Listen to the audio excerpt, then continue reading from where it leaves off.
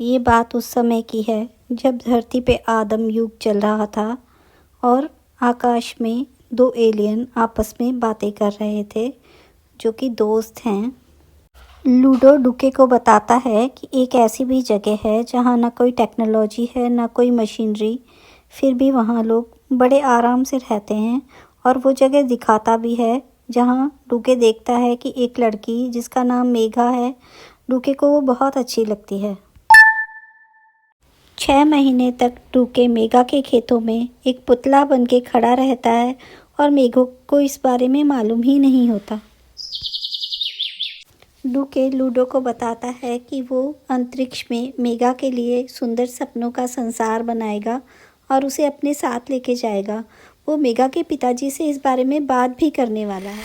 और देखो, मैं सुबह सुबह ही आ गई, मुझे तुम्हारी बहुत फिक्र रहती है, इसीलिए ही चली आई। मुझे तुमसे बहुत बातें करनी है, काश तुम सुन सकते। हाँ कहो। हाँ, तुम कौन हो? मेघा, ये तो मशीनी पुतला है, नील गगन बना कर गया है। वो तुम्हारे लिए चिट्ठी छोड़ के गया है। चिट्ठी? पर पुतला तो नील गगन है, वो चिट्ठी कैसे लिख सकता है? क्या लिखा होगा उसने? चिकनी सिर वाला बोना झूठ बोलता है शायद। पुतले भी कभी चिट्ठी लिखते हैं? चिट्ठी क्यों लिखेगा मुझे? ऐसी क्या बात लिखी है चिट्ठी में? मीका, मेरा नाम डूके है। मैं अंतरिक्ष के किसी और ग्रह से आया हूँ। मैंने तुम्हें दूर से देखा था। अब मैं अपने ग्रह पर जा रहा हूँ। वहाँ पानी और ऑक्सीजन की व्यवस्था करके तुम्हें लेने आऊँगा। तुम्हारे पिताजी से बात करूँगा, वो ज़रूर मान जाएंगे। 1 हफ्ते की बात है, मैं आ जाऊँगा। मेरा इंतज़ार करना। पिताजी, आपको पता है नील गगन को चिट्ठी लिखना आता है? ये देखिए, चिट्ठी आई है।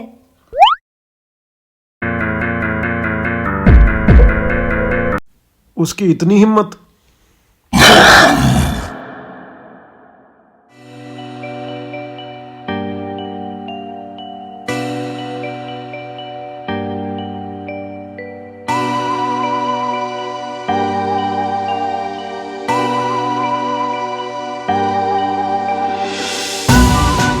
ईमान, मेरी बात मानिए, ये मसला ज़रा नाजुक है। आप लोग बैठकर बात कर लीजिए, उसमें कोई हर्ज नहीं है।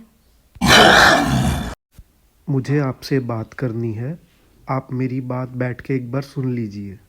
घासीराम जी, मेरा मित्र आपकी कन्या के लिए विवाह का प्रस्ताव लेकर आया है। तुमने ये कैसे सोचा कि मैं तुम्हारी बात मान ही जाऊंगा? ये बताओ। आप सही कहते हैं। मैं बताता हूँ किस कारण से मुझे आपके पास आना चाहिए था, किस कारण से मैंने ये सोचा कि आप हाँ कर देंगे। मैं शुद्ध शाकाहारी प्राणी हूँ। मेघा को देखने के बाद मुझे ईश्वर में आस्था भी हो गई है। मेरे पास रहने के लिए एक महल जैसा घर है। मैं हालांकि धरती से बहुत दूर रहता हूँ, लेकिन मेरे पास तेज गति वाला विमान भी है। आप जब कहेंगे मैं उसे यहाँ मिलाने ले आया करूँगा। मैं सिर्फ आपको मनाने के लिए आपसे मिन्नत कर सकता हूँ, लेकिन आप मेघा की मर्जी पूछ लीजिए। अगर वो नहीं चाहेती तो मैं ये जिद छोड़ दूंगा और वापस लौट जाऊंगा।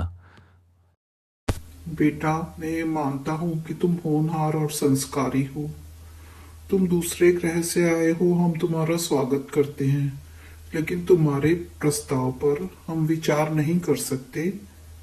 हम कैसे बिना देखे, जब तक लड़की का पिता लड़के का परिवार और घर नहीं दिखाता, वो उसे विदा नहीं कर सकता। ये एक रिवाज है।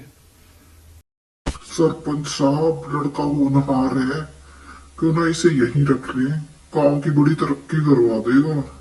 अगर आप चाहते हैं कि मैं घर जवाई रहूं, तो मुझे मंजूर है। पिताजी, मेरे भाग्य में जो लिखा है उसे कोई नहीं बदल सकता। कल अगर यमराज मुझे लेने आ जाए, उसका घर भी तो आपने नहीं देखा। घासीराम, लगता है बिटिया बहुत सयानी हो गई है और उसे रिश्ता मंजूर भी है। तुम ऐसा करो, जाके लड़के का घर देखाओ। मेघा की माँ लड्डू लाके सबका मुंह मीठा करा और 2 जनों का खाना बांध दे साथ में। आज ही मैं जाकर नील गगन का घर देखाता हूँ।